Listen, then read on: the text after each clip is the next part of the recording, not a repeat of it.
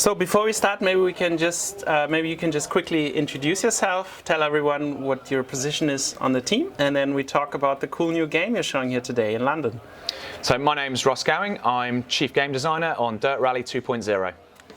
So you're showing the game here. Maybe first of all, tell us a little bit about the cover motive of the game, about the car you chose for the motive, and why fans should be excited about that. So we have a great relationship with Volkswagen, and so we were really pleased to be able to put the new Polo R5 on the cover of the game.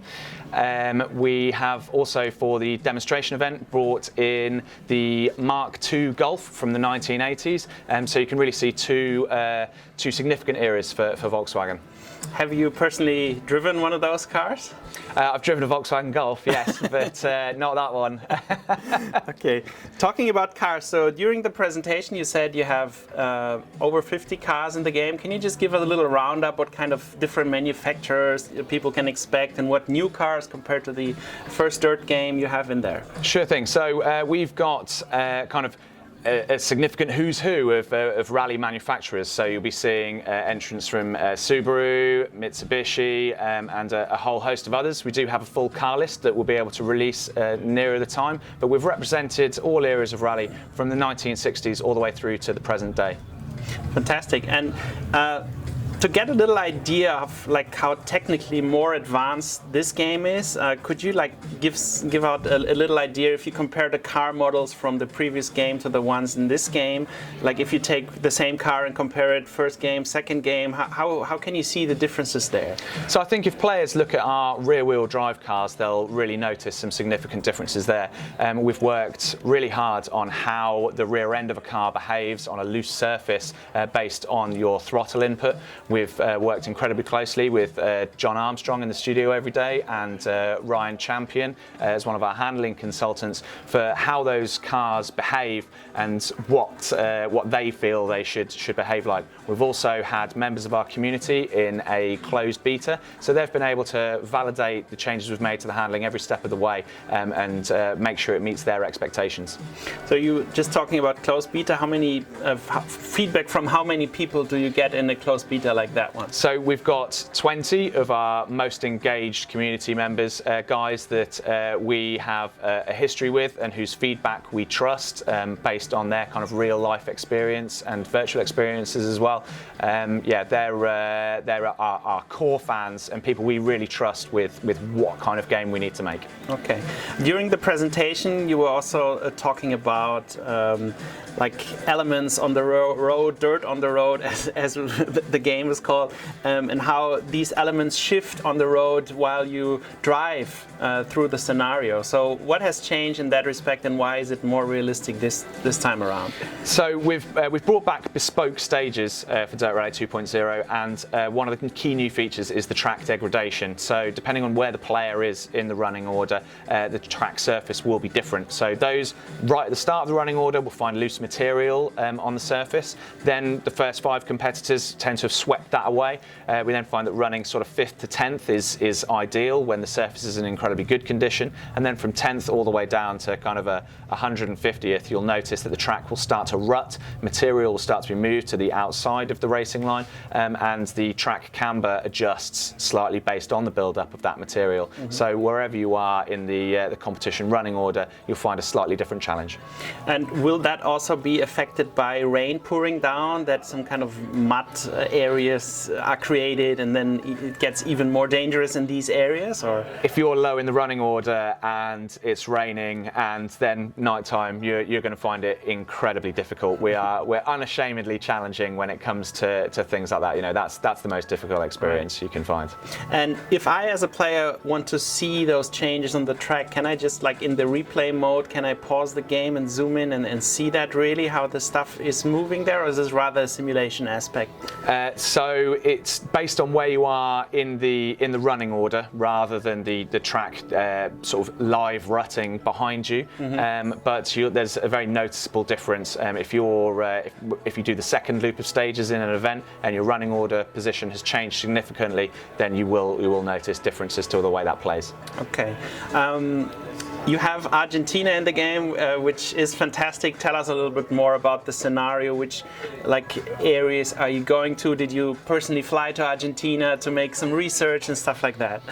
So Argentina was something we were desperate to get into the game. It's one of the most iconic kind of locations in rallying, and known as being one of the most challenging. Sadly, I didn't get to fly there to experience it myself, but we did send a couple of people out there on research trips. It's kind of peril around every corner. If you move too far offline, you're going to end up clipping a rock, and bad things are going to happen.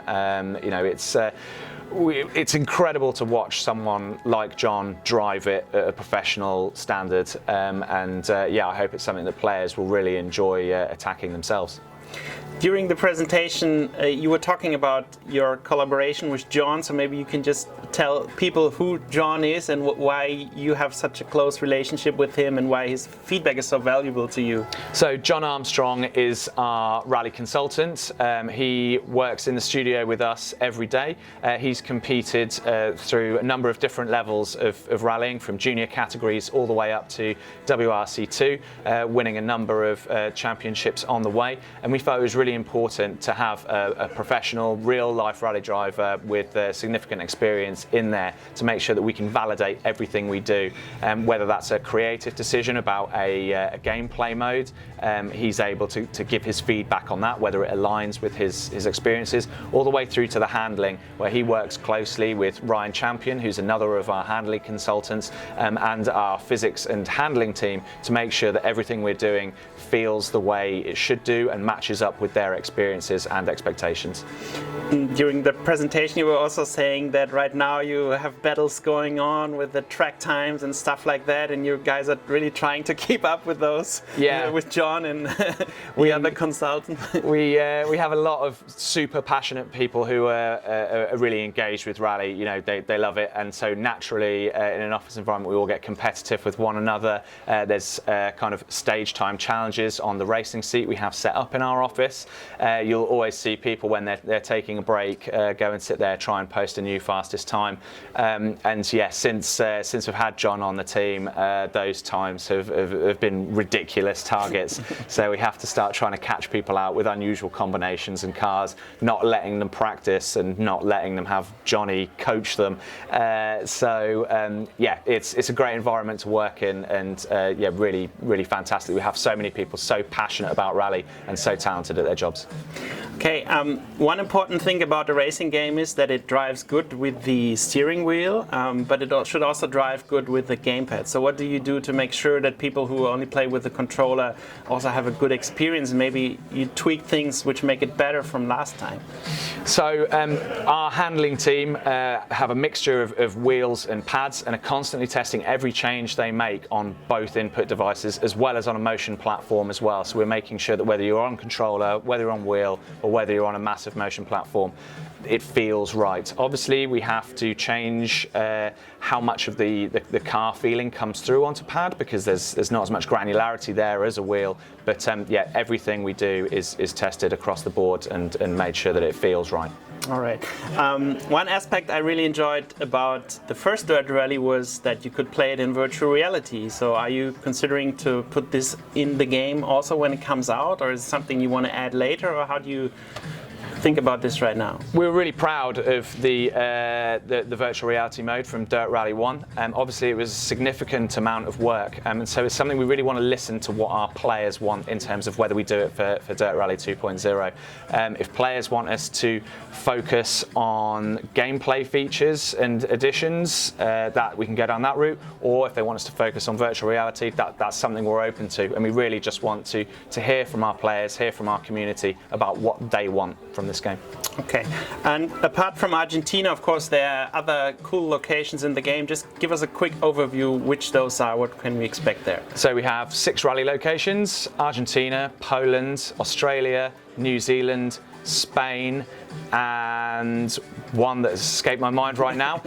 We also have 8 rounds of the official World Rallycross Championship, 8 locations from that when we launch. After launch, we hope to add more locations, and we have plans for the first 6 months after launch of what we want to bring to players.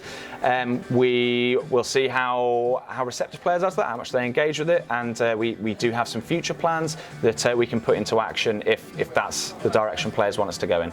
Okay, and regarding the Rallycross locations, could you give 1 or 2 examples of where we can race there this time? So we have Barcelona, we have Trois-Rivières in Canada. It's basically the first 8 rounds from the 2018 official calendar are in the game for launch. Yeah. Of course, these days with racing games, the whole esport aspect becomes more and more prominent, and people want to see that. What are you doing to make sure that you stick to the competition when it comes to esport?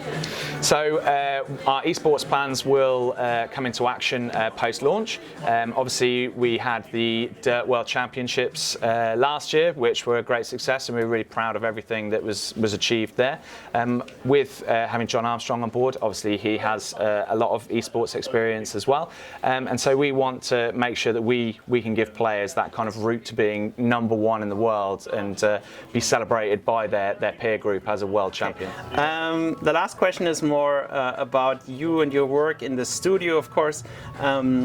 Working on a game like this with a big team, there always comes up funny moments where like everybody says, okay, what are we doing here? We're sitting here at 2 o'clock in the night and still working. Like, I don't know, if you would have to recall one of those moments, during development, what would that be? Oh, goodness me. We did once have a time when a guy didn't get his pizza delivered for his evening food when everybody else got theirs about 8 o'clock in the evening, and I think he sat there continuing to work until about 1 o'clock in the morning before he told any of us that his pizza hadn't turned up, and of course by that point it was a little bit late to do anything about it, but I think that says a lot for the dedication of people in the studio, that they just keep working no matter how hungry they are. Fantastic. And the game comes out when? Game's out on February the 26th, 2019. Fantastic. Thank you so much for your time.